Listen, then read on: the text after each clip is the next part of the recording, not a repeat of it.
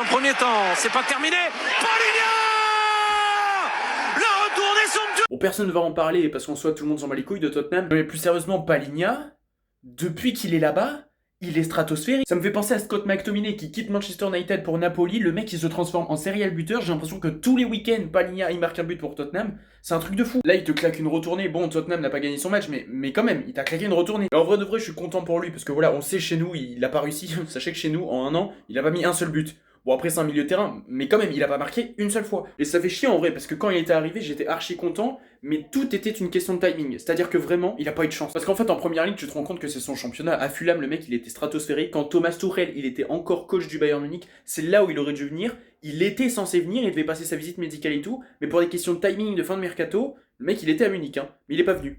Parce que le Mercato a fermé ses portes avant qu'il puisse signer au club. C'est une folie. Parce que c'était une volonté de Thomas Tuchel que Paligna vienne au club. Au final, il est arrivé un an après, sauf que Thomas Tuchel n'était plus le coach du club. C'était Vincent Kompany. Vincent Kompany n'en voulait pas. Il a joué un tout petit peu. Et ensuite, bah, il a pas été. Enfin, il a pas répondu aux attentes, quoi. Donc au final, ça a pas marché. Et quand même, on l'a recruté assez cher. Et là, du coup, depuis le début de saison, il est en prêt à Tottenham. Et je pense très sincèrement que les Spurs vont lever l'option d'achat, vu à quel point il apporte.